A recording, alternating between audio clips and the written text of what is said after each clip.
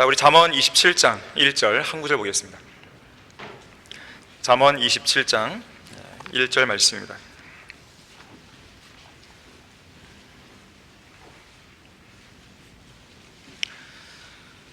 자, 너는 내일을 자랑하지 말라. 하루 동안에 무슨 일이 일어나는지 내가 알 수 없음이라.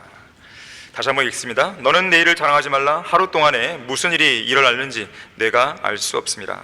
다 같이 기도하시겠습니다. 감사하신 아버지 하나님, 오전에 이어서 이 오후에도 아름다운 예배 분위기를 조성시켜 주시고 참으로 진지하고 엄숙하고 또 주님께서 보시기에 가장 기뻐하시는 그런 환경 속에서 우리로 하여금 영과 진리로 경배드리게 해주셔서 진심으로 감사드립니다. 이 시간 우리의 마음을 주님 한 분만으로 가득 채워주십시오. 진리의 말씀으로 가득 채워주십시오. 우리는 말씀을 듣기 원합니다. 말씀을 깨닫기 원합니다. 이 말씀을 통해 도전받기를 원합니다.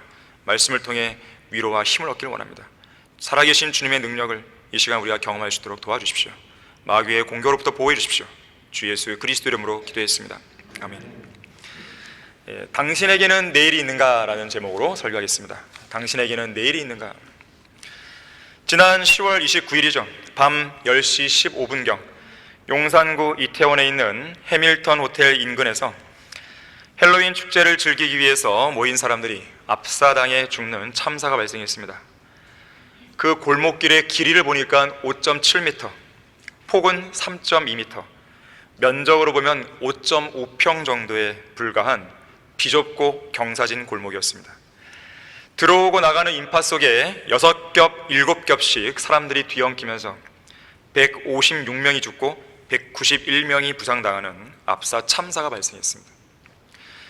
당시 참사 현장은 순식간에 아비규환이 되었는데 뒤엉켜 넘어진 사람들 사이로 여기저기서 살려달라는 간절한 외침이 잇따랐고, 여기 지금 사람이 죽어가니까 제발 좀 밀지 말라고 애타게 부르짖는 소리도 들렸습니다. 짓눌린 사람들 틈바구니에서 몸집이 작은 한 20대 여성은 숨쉬기가 어렵다며 울고 있었고, 시간이 지날수록 실신한 여성들은 계속 늘어만 갔습니다. 그리고 45분이 지났을 때, 밤 11시가 되었을 때 많은 인파를 뚫고 간신히 현장에 도착한 119 구급대원들은 겹겹이 쌓인 사람들을 하나둘씩 꺼내며 구조를 시작했어요.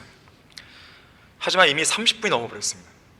30분 이상 폐와 가슴이 짓눌린 상태로 살릴 수 있는 4분간의 골든타임이 훨씬 넘었기 때문에 희생자들 대부분은 의식이 없거나 이미 숨진 경우가 많았다 그래요. 예고된 참사였습니다. 권한과 책임을 가진 정부나 경찰, 서울시 또는 용산구 당국의 위기의식을 가지고 책임감 있게 관리하고 통제했다면 충분히 막을 수도 있는 인재였던 거예요. 오늘 일간신문에 보니까요, 당시의 참사에 대해서 그곳은 죽음의 내리막길이었다, 토요일 밤의 비극이었다라고 실었어요. 과연 그곳에 축제를 즐기러 갔던 사람들 중에 어느 누가 그렇게 허망하고 비극적인 죽음으로 죽을 거라고 생각이나 했겠습니까? 아무도 자신의 죽음을 예상하지 못했죠. 어떤 희생자의 가족도 그렇게 허무하게 어린 자녀들과 갑작스러운 이별을 고하게 될 줄은 꿈에도 생각지 못한 거죠. 당시 그곳 근처에 있던 이름난 술집이나 유명 클럽 6곳을 위시해서 밤샘 파티를 위해 여러 가지 행사들을 준비한 세계 음식 문화거리 상점들과 길거리에서는 요란한 음악 소리에 축제를 즐기기 위해 신나게 춤을 추고 시끄럽게 떠드는 사람들의 소음이 막 뒤엉켰어요. 그야말로 아수라장이 되어버린 사고 현장 상황이 주위 사람들에게 신속하게 전달이 안 됩니다. 시끄러워하고요. 차로까지 들어선 수많은 인파 때문에 구급차와 구급대원들이 사고 현장까지 들어가는데 오랜 시간이 걸려버린 거예요. 또한 이쪽에서 사람이 죽어가니까 제발 좀 다른 쪽으로 돌아가라는 한 경찰관의 눈물 어린 절규에도 군중들 대부분은 사태의 심각성을 전혀 인지하지 못했습니다. 생사의 갈림길에서 사투를 벌이는 사고 현장에서는 시민들까지 나서서 심정지를 일으킨 사람들을 상대로 심폐소생술을 막 실시했어요. 사태가 급박했습니다.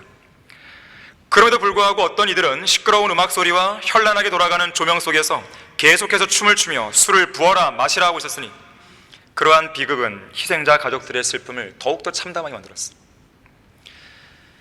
지구상에 사는 어떤 사람도 자신의 때를 모르며 살아갑니다. 전도서 9장 12절은 우리에게 이렇게 말씀해요.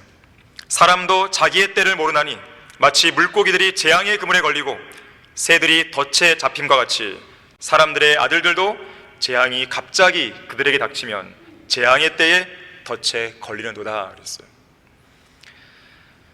이 세계 각지에서는 이태원 참사와 같은 압사 사고가 종종 발생합니다. 1990년 7월 이슬람 성지인 사우디아라비아의 메카 인근에서는 이 소위 성지 순례를 위해 모인 사람들이 이 메카로 가는 보행용 터널 안에서 한꺼번에 몰리게 됩니다. 무려 1426명이 압사했어요. 2001년 5월에는 아프리카 가나의 수도 아크라 축구장에서 폭동을 일으킨 관중에게 경찰들이 최루탄을 발사하며 진압을 하던 도중에 경기장이 순식간에 아수라장이 되면서 126명의 사람들이 바닥에 깔려 죽었습니다.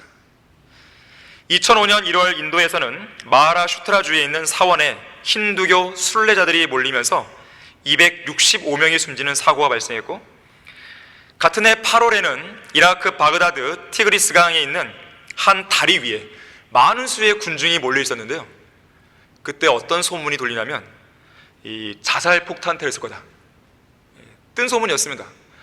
근데 그 소문이 퍼지면서 사람들이 공포에 사로잡혀갖고 막 어영부영 막 엉켜버렸어요. 무려 1,005명이 압사했습니다.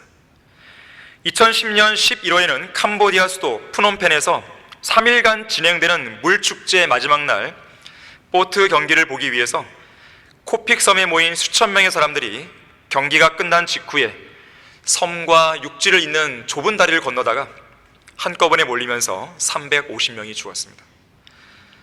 가장 최근에도 압사 사고가 있었죠. 2022년 지난 10월이죠. 인도네시아의 한 축구장에서 132명의 관중들이 압사되어 죽었습니다. 이 세상에서 내일을 장담할 수 있는 사람은 한 명도 없습니다. 내일은 물론 단 몇 시간, 아니 1분, 1초 뒤에 무슨 일이 일어날지 알고 사는 사람은 없어요. 결혼식을 잘 마치고 신혼여행을 가기 위해 공항으로 가던 중에 차량이 교통사고가 나서 신랑은 즉사하고 신부는 크게 다쳐 병원으로 이송되어야 했던 매우 비극적인 사례도 있습니다. 이 나라 안에서 하루 24시간 안에 일어나는 각종 사건 사고들을 수백 명에 불과한 기자들이 무슨 수로 다 취재해서 다 이걸 밝힐 수 있겠어요? 수많은 일들이 일어나는 거예요. 영원하신 하나님께서는 언제 죽을지 모르며 살아가는 인간들에게 이렇게 말씀하십니다. 너는 내일을 자랑하지 말라. 하루 동안에 무슨 일이 일어나는지 내가 알 수 없습니다. 씁쓸한 죽음의 그림자가 언제 어디에서 어떤 형태로 찾아올지 아는 사람은 없습니다. 과연 그런 인간들이 돈이 좀 있다 해서 자랑할 수 있겠습니까? 남들보다 힘이나 권력이 있다고 해서 자랑할 수 있겠습니까? 명예가 좀 있다 해서, 지혜나 지식이 좀 있다 해서, 외모가 좀 뛰어나다 해서 막 뭐라고 떠들며 자랑한다 한들 내일을 장담할 수 없는 인간들에게 도대체 그런 자랑이 무슨 의미가 있겠어요? 핵무기가 있으면 뭐 답니까? 어리석은 김정은이죠. 그래서 성경은 내일을 자랑하지 말라고 말씀하는 거예요. 자, 내일을 자랑하지 말라. 첫 번째로, 오늘 하루 동안에 무슨 일이 일어날지 알 수가 없어요. 경상북도 봉화 아연 광산 매몰 사고로 지난 광부 2명이 매몰 일이 있었죠. 그런데 기적이 일어났죠. 221시간 만에, 만 9일 하고도 4시간 48분 만에 둘 다 살아 돌아왔어요.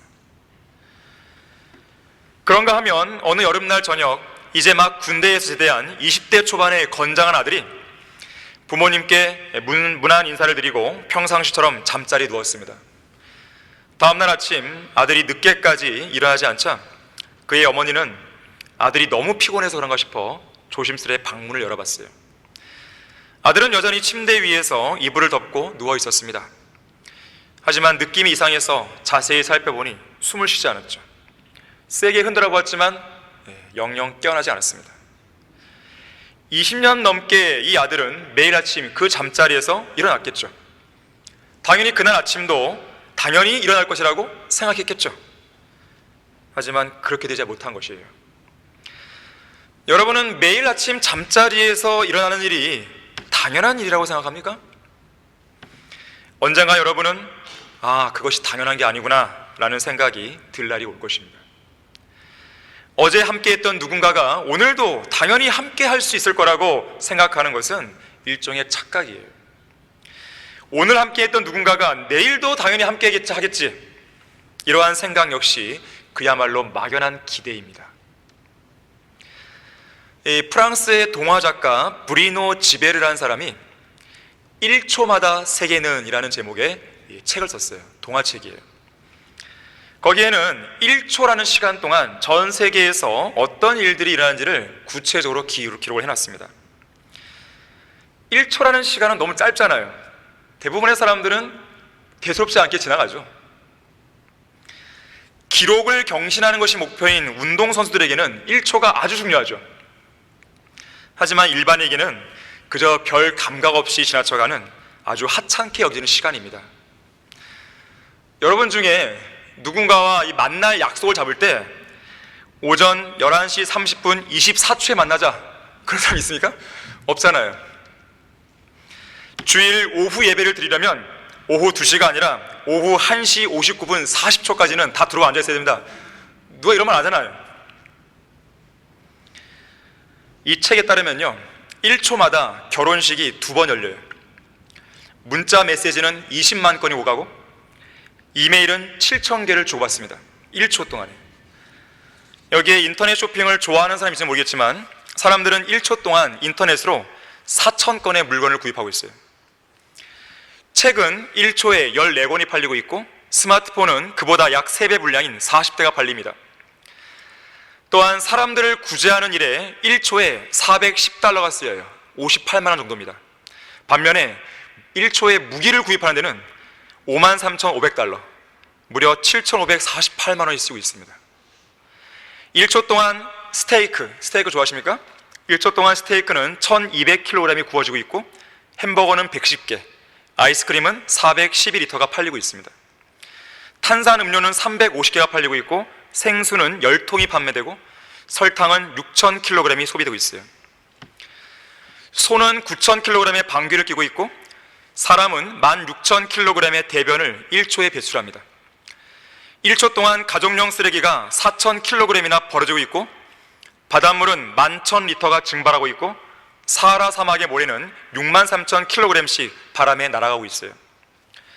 석유는 17만 리터씩 고갈되고 있고 금은 90g씩 땅에서 캐내지고 있고 그리고 나무는 1초에 40그루씩 베어지고 있어요. 대신에 32그루씩 심겨지고 있습니다. 마지막으로 1초에 아기는 4명씩 태어나고 사람은 2명씩 사망하고 있습니다. 자, 이 짧은 1초라는 시간에 전 세계적으로 어마어마한 일들이 일어나고 있죠. 그런 사실을 감안하면 우리 각자에게 오늘 하루 동안에 무슨 일이 일어나는지 우리가 알 수 있는 확률은 더 희박해지죠. 이렇게 많은 일들이 일어나는데. 이 누가복음 12장에는 마치 내일을 장담할 수 있을 것처럼 착각하며 사는 어리석은 부자 한 명이 나오죠. 그는 자신의 땅이 엄청난 풍작과 수확을 낸 것을 보면서 이렇게 말합니다. 내 곡식을 쌓아둘 곳이 없으니 내가 어떻게 할까? 내가 이렇게 하리라. 내 곡간들을 헐고 더 큰 것으로 지어서 거기에 나의 모든 곡물과 물건들을 쌓아두리라. 그리고 나서 내 혼에게 말하기를 내 혼아, 내가 여러 해 동안 쓸 물건들을 많이 쌓아두었으니 편히 쉬고 먹고 마시고 즐거워라 하리라. 그걸 어떻게 장담하죠? 그때 하나님께서 이 부자에게 사형 선고를 내리십니다. 너 어리석은 자야, 오늘 밤 내 혼을 내게서 앗아가리니 그러면 내가 장만한 그것들이 누구의 것이 되겠느냐? 내일 밤이라고 안 그랬어요? 모레 밤이라고 안 그랬습니다. 일주일 후에 있을 밤이라고 안 그랬어요. 바로 오늘 밤이에요. 오늘 밤. 오늘 하루 동안에 무슨 일이 일어날지 모르는 거예요. 오늘 밤. 이것은 오늘 하루 동안에 무슨 일이 일어날지 모르면서도 내일을 자랑하는 그런 인간들에게 주시는 하나님의 엄중한 경고장입니다. 왜 성경에서 사람의 마음이 자기의 길을 계획하나 주께서 그의 걸음들을 인도하시니라, 왜 성경에서 이 말씀을 하시는지 숙고해 볼 필요가 있습니다. 모든 길에서 그를 인정하라, 그리하면 그가 내 길들을 지도하시리라, 왜 이 말씀을 하시는지 숙고해 볼 필요가 있습니다. 이유가 무엇입니까? 하나님께서 우리에게 주신 오늘 하루를, 우리에게 부여하신 매일 매 순간을, 우리에게 선물로 주신 1분 1초를 주님께서 세세하게 인도해 주지 않으시고 지도해 주지 않으시면 오늘 우리가 이 땅에 건재해 있을 확률은 제로가 되는 것이에요. 자, 내일을 당하지 말라. 두 번째로, 내일, 오늘뿐만 아니라 내일 우리에게 무슨 일이 일어나는지 알 수 없습니다. 왜 알 수 없는 것입니까? 그것이 인간의 본질이에요. 생명이 잠깐 보이다가, 우리의 생명이 잠깐 보이다가 사라지는 안개 같습니다. 너희가 내일 일어날 일을 알지 못하나니 너희 생명이 무엇이냐? 잠깐 보이다가 사라지는 안개니라. 하루살이만 하루만 사는 게 아니에요. 사실 인간도 마찬가지예요. 우리가 하루하루 사는 것이지 내일을 어떻게 장담해요? 우리의 인생은 태양이 뜨면 금방 사라져버리는 안개와 같습니다. 인생이 허무하게 느껴지는 이유가 바로 여기에 있는 것이에요. 1923년 어느 날 미국 시카고에 있는 에드워드 비치 호텔에서 당대 미국 최고의 부자들로 손꼽히는 7명의 갑부가 한자리에 모였습니다. 그들의 전 재산을 합해 보니까 미국 전체 국고, 그 국고를 능가하고도 남는 재산이었어요. 한 번은 어떤 신문 기자가 이 부자들이 시카고에 모였던 바로 그날을 기점으로 해서 정확히 25년이 지난 뒤에 이 7명의 갑부의 생애가 어떻게 되었는지를 추적했습니다. 그리고 발표를 했는데 가히 충격적이에요. 첫 번째 부자, 강철 회사 사장인 찰스 슈왑은 무일푼의 거지가 되었습니다. 두 번째 부자, 밀 농사를 통해 갑부가 된 알서 카트는 모든 걸 파산한 다음에 모든 것을 잃어버린 채 쓸쓸하고 고독한 가운데 홀로 임종을 맞이했다고 그래요. 세 번째 부자, 뉴욕 은행의 총재였던 리처드 위트니는 자기를 둘러싼 여러 가지 주변 상황들이 꼬이게 되면서 감옥 안에서 고독하게 여생을 보냈습니다. 네 번째 갑부, 미국 재무장관까지 지냈던 알버트 홀은 이제 막 감옥에서 풀려나왔고요, 집에서 죽음을 기다리고 있었어요. 다섯 번째 갑부, 웰스푸트의 회장 제이씨 리버모어는 자살로 생을 마감했습니다. 여섯 번째 갑부, 국제은행 총재였던 리온 프레이저 역시 자살로 생을 끝마쳤어요. 마지막 일곱 번째로 부동산 업계의 거부 이반 크루컬은 자살하려다가 미수로 그쳐갖고 병원에서 치료를 받고 있었습니다. 이 내용이 발표되었을 당시에 미국인들에게는 충격이었어요. 인생이 얼마나 허무한지, 특히 그들이 평생 쌓아 올린 부와 재산이 얼마나 허무한 것인지를 깨닫고 나서 충격에 빠졌습니다. 이에 대해서 욥은 이렇게 고백합니다. 오, 내 생명이 바람 같음을 기억하소서. 내 눈이 다시는 좋은 것을 보지 못하리이다. 솔로몬 왕도 말합니다. 내가 해 아래에서 행해지는 모든 일들을 보았는데 보라, 모든 것이 헛되며 영의 고통이라. 꼭 돈을 많이 벌어야 알겠습니까? 이런 거 사례를 통해서도 돈이 전부가 아니라는 것을 알게 되는 거예요. 굳이 그걸 다 꼭 경험을 해야지만 다 알 수 있는 것은 아닙니다. 어떤 철학자나 정치가, 사상가, 경제 전문가, 종교 지도자들이 인생에 대해 무엇이라고 떠들든 간에 성경에서 인생에 대해 규정하고 있는 이 정의를 결국 뒤집을 수 없어요. 성경에서 말씀하는 인생은 긍정적이지 않습니다. 부정적이에요. 동서고금을 막론하고 인생이 긍정적이었던 적은 한 번도 없습니다. 우리도 만약에 구원받지 못했다면요, 별반 다르지 않아요. 그나마 구원받았기에 우리는 정말 감사하게도 하루하루 의미 있는 생을 사는 것이죠. 너희 생명이 무엇이냐? 잠깐 보이다가 사라지는 안개라 그랬어요. 이 말씀을 믿어야 됩니다. 그래서 성경은 우리에게 이렇게 권면하는 거예요. 오히려 너희가 주께서 원하시면 우리가 살겠고 또 이것이나 저것을 할 수 있으리라고 말해야 할 터인데, 이제 너희가 너희의 자만 가운데 기뻐하고 있으니 그러한 기쁨은 다 악하니라 그랬어요. 우리가 앞으로 해야 할 말은 주님께서 허락하시면 저는 오늘 살 수 있습니다. 주님께서 허락하시면 저에게는 내일이 있습니다. 주님께서 허락하시면 10년 뒤는 저는 보장이 됩니다. 주님께서 허락하시면. 이런 이야기가 있습니다. 어떤 사람이 소를 팔기 위해서 도시로 가고 있었어요. 길에서 그를 만난 한 친구가 자네 지금 어디 가고 있는 중인가? 물었어요. 아, 지금 말이지 도시로 가서 내가 10년 동안 정성스럽게 키운 이 소를 100만 원에 팔고 내일 밤에 다시 집으로 돌아오려고 한다네. 그러자 친구가 이렇게 말했어요. 자네는 지금 주님의 뜻이라면 그렇게 하겠다는 말인 거지? 그러자 이 사람이 어이가 없다는 표정으로 이렇게 대꾸합니다. 주님의 뜻이라니 그게 무슨 말이야? 주님의 뜻이라면 그렇게 하겠다는 것이 아니라 내가 세운 내 결정과 내 뜻과 내 목표를 가지고 그렇게 하겠다고 말하는 것일세. 주님의 뜻이라니 그런 말도 안 되는 이야기 하지 말게. 자, 그로부터 10시간이 지난 후에 도시로 갔던 그 남자는 자기가 끌고 왔던 소 없이 친구 집으로 되돌아왔습니다. 예정보다 빨리 온 거예요. 그런데 그의 눈은 시퍼렇게 멍들어 있었고 옷은 갈기갈기 찢어졌고 입과 코에서는 피가 흐르고 있었고 발은 맨발이었습니다. 그 모습을 본 이 친구가 너무나 충격이어서 도대체 무슨 일이 있었던 것인가? 물었어요. 그게 말이지, 길에 매복해 있던 강도들이 도시 근방에 이르렀을 때 나를 덮쳤다네. 나를 이렇게 때리고 소도 훔쳐갔다네. 그래도 이렇게 목숨은 살아 돌아와서 다행이지. 나는 이제 집으로 돌아가는 길일세. 해질 때쯤이면 집에 도착할 걸세. 물론 자네 말 맞다나 주님의 뜻이라면 말일세. 이제서 깨달은 거죠.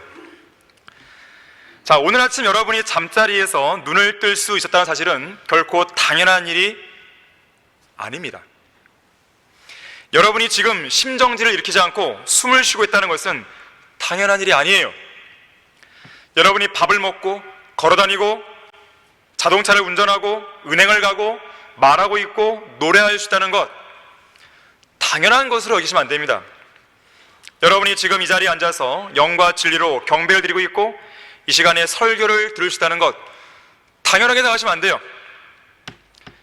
하나님께서 은혜와 자비 속에 주신 선물들입니다. 이 선물들이 내일도 유효할 것이라는 건 역시 당연하지 않습니다. 모레도 유효할 거라는 것 역시 당연하지 않아요. 일주일 뒤, 1년 뒤, 10년 뒤, 20년 뒤 마찬가지예요. 저는 어제 강화에서 있었던 일일 특강을 마치고 성도들과 작별 인사를 나눌 때 내일 예배 때 뵙겠습니다 그랬어요. 당연히 그 말은 주님의 뜻이면 이란 말이 전제된 것이죠. 주님의 뜻이 있었기에 우리는 또 만난 거예요. 그리고 영과 진리로 경배를 드리고 있고 또 주님의 말씀을 듣고 있는 것이에요. 주님의 뜻이 아니었다면 이거는 설명할 방법이 없습니다. 자, 내일을 자랑하지 말라. 세 번째로, 우리는 내일을 장담할 수는 없어요. 하지만 최소한 우리의 내일을 주관하시는 분이 누구인지는 알죠. 우리는 내일 일어날 일을 모르지만 내일 일어날 일을 결정하시고 주장하시는 분이 누구인지는 우리는 알 수 있습니다. 우리의 구주이신 하나님이시죠. 온 우주에서 우리의 내일을 알고 있는 유일한 존재가 있다면 전지전능하신 하나님이십니다. 그래서 우리는 내일을 염려하지 않는 거예요. 내일 일어날 일도 염려하지 않습니다. 내일을 위하여 염려하지 말라. 내일 일은 내일 염려할 것이요 그날의 재앙은 그날로 충분하니라. 자, 우리에게는 내일을 염려할 겨를이 없습니다. 그 사람은 너무나 한가한 사람이에요. 우리 인생에서 매일 매순간 맞이하는 오늘 하루의 일도 처리하기가 벅차죠. 오늘 하루 동안만 해도 수십 가지 일들이, 아까 1초에 이러한 일들을 말씀드렸잖아요. 수십 가지 일들이 일어나기 때문에 그것만 생각하기도 버거운 거죠. 이처럼 우리에게는 오늘 하루 동안 직면할 일조차 제대로 처리할 능력이 없기 때문에 언제 내일 일을 염려하며 살겠습니까? 그건 사치죠. 저는 이성호 목사님의 뒤를 이어서 본격적으로 사역을 맡기 시작한 이래로 지금까지 오늘 하루 동안 해야 할 사역이 많아서요, 내일 해야 할 사역이라든지 아니 일주일이나 한 달 뒤에 해야 할 사역에 대해 염려하지 않았습니다. 다음 주 설교는 뭐 하지? 다음 주 연수원 강의는 어떻게 준비하지? 다음번 월간지나 개간지는 무슨 글을 쓰지? 염려하지 않았어요. 그냥 그때그때 하루하루 기도하면서 하나님께 지혜를 구했을 뿐입니다. 왜 그런지 아십니까? 염려하는 것 자체가 하나님을 신뢰하지 않는다는 증거입니다. 또한 염려하는 순간 기쁘게 수행해야 할 하나님의 사역이 그저 의무적으로 해야만 하는 의무나 그런 일로 다가오기 때문에 그렇습니다. 그저 하루하루 하나님께서 허락하신 환경 속에서 주님께서 맡기신 일을 하나씩 하나씩 처리해 갈 뿐이에요. 자, 우리는 우리의 내일을 잘 알고 계신 하나님께 우리의 내일을 모두 다 맡겨야 돼요. 어떻게 맡깁니까? 기도죠, 기도. 저는 어떤 어려움에 봉착하거나 염려가 밀려올 때, 그리고 어떤 성도들이 문자나 전화로 기도를 요청할 때 곧바로 기도하는 습관이 있습니다. 그냥 바로 하는 거예요. 나중에 저녁에 하자, 그런 거 없어요. 바로 해버리죠. 아무리 바쁜 일이 있어도 그 모든 일을 멈추고 책상 앞에 엎드리거나 의자 위에 손을 모아 무릎 꿇고 기도를 드립니다. 그러면 염려가 즉시로 사라지는 경험을 하게 돼요. 그리고 실제로 그런 염려가 부질없는 것이었다는 것이 시간이 지나면 드러납니다. 염려가 밀려오는 것은 마치 안개가 들이오는 것과 똑같아요. 어떤 사람이 이 염려를 안개에다 비유하면서 이렇게 말했어요. 서울 광화문 일대를 30m 두께, 30cm가 아니라 30m 두께, 30m 두께로 덮고 있는 짙은 안개 있잖아요. 그 안개의 그 분량을 딱 재보니까 물 한 컵 분량이에요. 물 한 컵 분량. 한 컵에 담긴 그 물이 600억 개의 물방울로 바뀐 게 안개라고 합니다. 이처럼 염려라는 건요, 처음에는 한 컵 분량의 물처럼 대수롭지 않게 보일지 모르지만 그대로 방치하면요, 우리의 마음성을 온통 가릴 수 있는 안개로 돌변합니다. 그렇게 되면 아무것도 안 보이죠. 하나님도 안 보이고 그분의 약속도 안 보이고 그분의 자상한 응답의 손길도 눈에 안 들어와요. 자, 마음속에 짙게 드리운 이 염려라는 안개를 몰아낼 수 있는 유일한 방법은 신실하신 하나님의 변치 않는 약속을 전적으로 신뢰하고 진지한 기도를 통해서 그 모든 염려를 전능하신 하나님께 믿음으로 맡기는 거예요. 이게 답이에요. 다시 말씀드립니다. 신실하신 하나님의 변치 않는 그 약속은 말씀에 있죠. 전적으로 신뢰하는 거예요. 진지한 기도를 통해서 여러분이 가진 그 모든 염려, 작은 것이든 큰 것이든 모든 염려를 전능하신 하나님께 믿음으로 맡기는 거예요. 그것이 유일한 방법이에요. 다른 건 없어요. 바로 거기에서 염려가 끝납니다. 염려가 종식되는 거예요. 노아의 때에 전 지구를 잠그고 격심한 파도를 일으키며 전 지구를 휩쓸고 다녔던 대홍수 속에서도 방주는 거센 파도에 부딪혀 두동강 나지 않았습니다. 100m짜리의 거대한 배거든요. 이 정도의 배면요, 어느 한쪽을 이 파도가 쾅 치잖아요. 두동강이 날 수 있습니다. 그런데 그렇게 안 됐잖아요. 또 심하게 흔들리도 않았어요. 전복되지도 않았습니다. 왜 그렇습니까? 그 방주 안에 주님이 계시잖아요. 노아는 그 방주 속에서 뭐 하고 있었을까요? 무려 300일 이상 있었어요. 300일 이상. 뭐 했을까요? 배가 전복되면 어떡하지? 300일 동안 계속 그렇게 걱정했을까요? 배에 물이 새면 어떡하지? 배 안에서 이대로 죽으면 어떡하지? 여기에 갖고 들어온 식량이 이제 곧 떨어질 것 같은데 어떡하지? 먹는 문제, 집 문제, 인생 문제 염려하면서 막 그랬을까요? 배가 언제 부서질까 염려하면서 불면증에 시달렸을까요? 잠도 못 자고? 아, 오늘은 무사했구나. 하지만 내일은 또 어떻게 될지 몰라. 이랬을까요? 그렇지 않았을 것이에요. 그 안에 주님이 계시기 때문에 주님과 함께 그야말로 달콤한 교제를 풍성히 누리면서 평안함을 만끽했을 것입니다. 밥을 먹고 자고 가족들과 이야기 나누고 동물들 돌보는 일, 그런 기본적인 일 빼면 주님과 교제했을 것이에요. 여러분은 어떻습니까? 여러분 안에 주님이 계시잖아요. 우리 안에 주님이 계시는데 노아의 방주보다 더 우리는 가까이 주님이 계신 거 아니겠어요? 그럼 우리는 더 말할 것도 없죠. 오스왈드 챔버스 목사가 우리가 가진 모든 염려와 초조함은 전능하신 하나님을 빼고 계산했기 때문에 그렇다고 했어요. 모든 문제에 있어서 하나님을 빼잖아요? 그럼 제로예요. 모든 문제에서 하나님을 더하면 모든 것이 되어버립니다. 자, 우리의 마음속에서 영원한 생명과 풍성한 삶과 천상에 있는 복들을 이 땅에서 향유할 수 있는 그 특권에 대한 기쁨이 사라져버리고 영원하신 하나님과의 살아있는 교제나 기도 응답이나 위대한 진리의 말씀들에 대한 사랑이나 구원의 감격이나 주님을 향한 열정이나 재림에 대한 열망 등등 이런 건전한 생각들이 사라진 이유가 뭘까요? 다 사라지고 왜 염려만 남았을까요? 하나님과의 교제가 중단된 거예요. 다른 거 보지 마십시오. 하나님과의 교제가 중단된 겁니다. 그분과의 첫사랑을 잃어버린 것이에요. 자신의 이름이 생명의 책에 기록되었다는 것을 잃어버린 것입니다. 그리스도인은 그 이름이 생명의 책에 기록되었다는 것, 이거 하나만도 기뻐하는 거예요.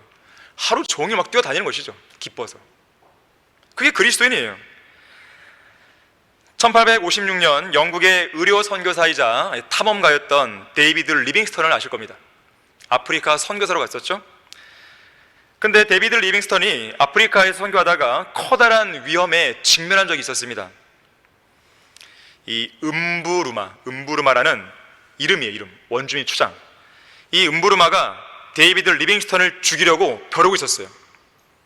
그런데 데이비드 리빙스턴은 어쩔 수 없이 그 음부르마가 다스리는 그 영토를 통과해야 됩니다. 돌아갈 수는 없어요. 통과해야 돼요. 통과해야 할 날짜는 바로 내일이었습니다. 리빙스턴 선교사에게 염려와 불안감이 밀려들었어요. 안개처럼 자욱이 낀 거죠. 하지만 그날 밤 잠자리에 들기 전에 데이비드 리빙스턴이 평상시에 약속의 말씀으로 붙들고 있었던 마태복음 28장 18절부터 20절을 그날 밤에 다시 읽고 묵상하게 됩니다. 하늘과 땅에 있는 그 후에 예수께서 그들에게 오셔서 일러 말씀하시기를 하늘과 땅에 있는 모든 권세를 나에게 주셨도다. 그러므로 너희는 가서 모든 민족들을 가르치고 아버지와 아들과 성령의 이름으로 침례를 주며 내가 너희에게 명령한 모든 것을 가르쳐 지키게 하라. 보라, 내가 세상 끝까지 너희와 항상 함께 있으리라고 하시더라. 아멘. 그랬어요. 너는 가서 민족들을 가르치고 내가 너에게 명령한 모든 걸 가르쳐 지키게 해. 여기까지만 말씀하신 게 아닙니다. 너는 그걸 해. 내가 세상 끝까지 너와 함께 할게. 이 약속이 뒤에 있는 거예요. 그 약속이 있기 때문에 데이비드 리빙스턴 같은 선교사들이 담대하게 나갈 수 있는 것이죠. 그래서요, 그날 밤에 데이비드 리빙스턴은 확신을 가지고 일기에 적습니다. 1856년 1월 14일 가장 권위 있고 신성한 이 말씀은 나에게 염려와 불안의 종식을 낳았다 그랬어요. 설령 내일 그 추장의 영토를 통과하는 가운데 죽음을 맞이할지언정 나는 몰래 횡단하지 않고 당당히 그 영토를 통과하겠다. 나는 지금 평안하다. 주 하나님 감사합니다. 그랬다 그래요. 내일을 자랑하지 말라. 마지막 네 번째로, 자, 우리는 내일을 장담할 수 없지만 최소한 내일을 위한 대비를 오늘 할 수 있어요. 만일 누군가가 여러분에게 어제와 오늘과 내일 중에서 어떤 게 가장 중요하다고 생각합니까? 라고 묻는다면 여러분은 뭐라고 답변하겠습니까? 저는 오늘이라고 말할 거예요. 현재가 중요해요. 왜 그렇습니까? 지나간 어제는 되돌릴 수 없어요. 아직 다가오지 않은 내일은 우리의 통제 범위를 벗어나 있습니다. 하지만 내가 지금 살고 있는 이 오늘은 내가 어떻게 하는가에 따라서 더 좋은 상태로 나갈 수 있고 아니면 더 나쁜 상태로 빠질 수 있는 것이죠. 성경에서 어제, 오늘, 내일 중에 어떤 단어가 많이 나올 것 같습니까? 답을 말씀드렸어요 이미. 오늘이에요, 오늘. 어제란 단어는 9번 나와요. 내일이란 단어는 60번 나와요. 오늘이란 단어는 350회가 나옵니다. 어떤 사람이 이렇게 말했습니다. 사람은 저마다 책을 짓는, 책을 쓰는 저자입니다. 누구나 일생 동안 3권의 책을 씁니다. 제1권은 과거라는 이름의 책입니다. 이 책은 이미 집필이 완료되어서 책장에 꽂혀 있습니다. 제2권은 현재라는 이름의 책입니다.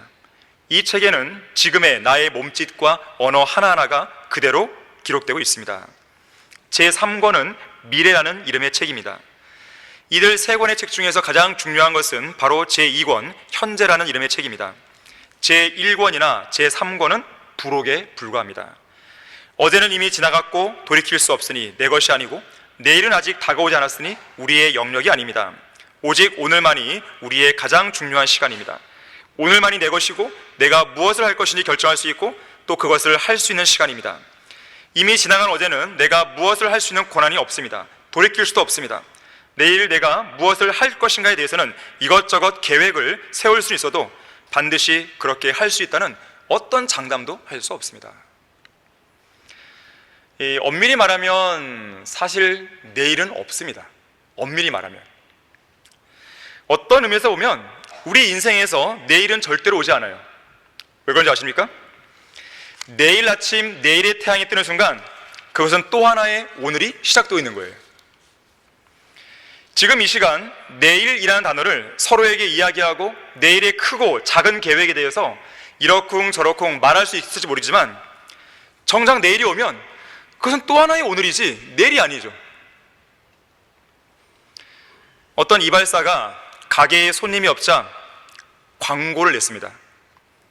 내일은 머리 깎으러 오면 무료입니다. 내일은 무료 봉사입니다. 그 간판을 문 앞에 걸어놨어요. 이튿날이 되자 전날 광고를 봤던 많은 사람이 몰려와서 너도 나도 이발을 했습니다.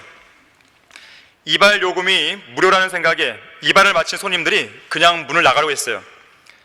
그런데 이발사가 문을 막고는 이발 요금을 달라고 이야기하는 것이죠. 아니 무료라고 썼는데 왜 요금을 받으러 갑니까? 이발사는 그들 눈앞에 간판을 가지고 가서 잘 보세요. 내일은 무료 봉사입니다. 오늘 요금을 내셔야죠. 오늘 요금. 예. 자, 그런데 이것이요 마귀가 사용하는 술책입니다. 반드시 오늘 마땅히 해야 할 일이 있어요. 우리가 주님 안에서. 그런데 마귀는 속삭이죠. 내일부터 해. 오늘은 그냥 편안히 쉬고 내일부터 하라니까. 그리고 정작 내일이 오면 또 마귀는 속삭이죠. 야, 오늘은 오늘이잖아. 내일부터 해. 내일부터 하라니까. 자, 그런 방식으로 계속해서 우리는 오늘이라는 시간을 낭비하고 또 낭비하는 거예요. 그 결과 우리에게는 지나간 날들 속에서 잃어버린 오늘이 너무 많았고 지금도 잃어버리는 오늘이 계속 쌓여가고 있습니다. 자, 오늘이 없이는 내일도 없어요. 그렇다면 내일을 위해 오늘 해야 할 최상의 대비는 무엇입니까? 예수 그리스도를 믿고 구원받는 거예요. 하나님을 만날 준비를 하는 것입니다. 그리스도의 심판서를 준비하는 것이에요. 이태원 참사로 죽은 희생자들 가운데 과연 몇 명이나 준비되어 있었겠습니까? 그들은 지금 어디에 있는 것입니까? 천주교의 정순택 대주교가 애도 메시지를 내면서 이렇게 말했어요. 모든 희생자에게 진심으로 애도를 표하며 그들의 영원한 안식을 기원한다. 정말로 그들 모두가 영원한 안식을 누리고 있을까요? 만약에 영원한 안식을 누리지 못하고 있다 한다면 그러한 기원이 무슨 의미가 있겠어요? 지옥가 있는데 영원한 안식을 누리길 기원합니다. 그건 욕이죠. 저주죠. 한국교회총연합회 대표회장 류영모 목사는 슬픔을 당한 유가족들에게 하나님의 위로가 함께 하시길 기도하며 국민과 함께 애도를 표한다고 했어요. 하나님의 위로가 구원받지 않은 사람들 막 주어지는 것이에요? 그렇게 남발할 수 있는 것이에요? 진리는 진리대로 이야기를 해야죠. 사람들의 귀를 즐겁게 하기 위해서 아무 말을 갖다 붙이는 것입니까? 그런 자들은요 형편없는 위로자들이죠. 정말로 위로를 주려면 예수 그리스도의 복음을 전해야 돼요. 안타까운 죽음은 돌이킬 수 없죠. 이미 영혼의 생사의 갈림길은 끝났는데 어떻게 그걸 돌이켜요? 통탄할 일이고 안타까운 일이고 슬픈 일이지만, 애도할 일이지만, 그렇다고 해서 구원 문제를 막 뒤집을 수는 없는 것이죠. 유일한 방법은 이 땅에 살아남아있는 그 유가족들에게라도 복음을 전하는 것이죠. 그것이 진정한 위로가 되는 것이지, 이런 말 한다고 뭐가 달라져요? 쓸데없는 위로인 거죠. 마귀는 헬로윈 축제를 통해서, 술집과 유명 클럽을 통해서 사람들을 죽음으로 몰아가고 지옥으로 몰아가는 것이에요. 마귀에게 속은 수많은 죄인들이 이렇게 외칩니다. 보라, 기뻐하고 즐거워하며 소를 잡고 양을 죽여 고기를 먹고 포도주를 마시면서 우리가 먹고 마시자. 내일이면 우리가 죽으리라 하는도다. 이것이 바로 세상 사람들입니다. 구원받지 않은 사람들의 모습이에요. 아무런 소망도 희망도 없는 사람들의 모습입니다. 그런 자들을 그냥 죽게 내버려 두겠습니까? 그래서 우리가 복음을 전하는 거예요. 그래서 우리가 거리에서 외치는 거예요. 오늘이 없으면 내일도 없어요. 그래서 이런 말이 있습니다. 오늘의 생각은 내일의 행동을 낳는다. 오늘의 고집은 내일의 증오를 낳는다. 오늘의 질투는 내일의 분노를 낳는다. 오늘의 분노는 내일의 학대를 낳는다. 오늘의 욕망은 내일의 간음을 낳는다. 오늘의 욕심은 내일의 공금 횡령을 낳는다. 오늘의 죄책감은 내일의 두려움을 낳는다. 두 개를 덧붙이면요, 복음을 믿지 않는 오늘의 불신은 지옥으로 떨어지는 내일의 형벌을 맞이할 수 있다는 거예요. 오늘 구원받으면 내일은 셋째 하늘에 있을 수 있는 거죠. 오늘 성령 안에서 심으면 내일 맞이하게 될 그리스도의 심판석이 행복하고 풍성해지는 것이죠. 결론을 맺겠습니다. 여러분에게는 내일이 있습니까? 1912년 영국에서 타이탄이라는 이름의 호화 여객선이 완공되었을 당시에 한 신문에서 하나님도 가라앉힐 수 없는 배라는 그런 내용의 기사를 실었습니다. 총 톤수가 46,328톤급, 전체 길이 269m, 전체 폭 28m, 당대의 세계 최대 여객선이에요. 승무원 400명, 객실과 호텔 등의 직원이 518명, 승객이 2,200명이 탔습니다. 거대한 체육관, 수영장 등이 있었고 24시간 얼마든지 음식을 먹을 수 있는 초호화 식당이 있었습니다. 사람들을 즐겁게 해주는 오케스트라까지 마련되어 있었어요.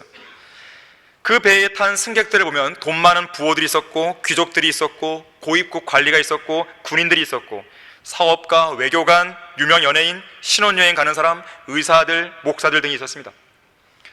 그 배에 탄 사람 중 어느 누구도 그 배에 무슨 일이 일어날 거라는 것은 꿈도 꾸지 못한 것이죠. 오늘 하루 동안에 무슨 일이 일어날지 모른 채 하나님도 가라앉힐 수 없는 배에 탄 사람들은 마냥 즐거워 있었습니다. 하지만 그 배가 뉴펀들랜드 근처에서 빙산을 들이받죠. 2시간 30분 동안 서서히 가라앉는 가운데 1,514명이 죽었습니다. 역대 가장 많은 사람들이 죽은 최악의 해양 참사였어요.